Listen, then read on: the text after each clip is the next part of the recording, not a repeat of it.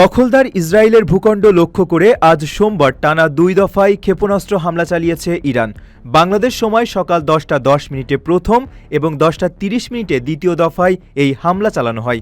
Israeli সংবাদ মাধ্যম Times of ইসরায়েলের প্রতিবেদন অনুযায়ী নতুন এই ক্ষেপণাস্ত্রগুলোর লক্ষ্যবস্তু ছিল ইসরায়েলের মধ্যাঞ্চলীয় শহর বীরশেবা। রোববার লেবাননের রাজধানী বৈরুতে ইসরায়েলের হামলার পর থেকেই এই উত্তেজনার সূত্রপাত। ওই দিন রাতেই ইসরায়েলের উত্তরাঞ্চলে অন্তত ১০টি ক্ষেপণাস্ত্র ছুড়েছিল ইরান। এর জবাবে সোমবার সকালে ইরানের তেহরান ও ইসফান সহ ৩টি শহরে পাল্টা হামলা চালায় ইসরায়েল।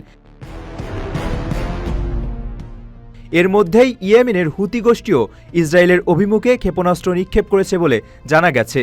একের পর এক এই পাল্টাপাল্টি হামলার ঘটনায় মধ্যপ্রাচ্যে উত্তেজনা এখন চরম আকার ধারণ করেছে। আঞ্চলিক পরাশক্তিগুলোর এই সরাসরি সামরিক সংঘাত পুরো অঞ্চলে একটি বড় ধরনের যুদ্ধের ঝুঁকি বাড়িয়ে দিয়েছে।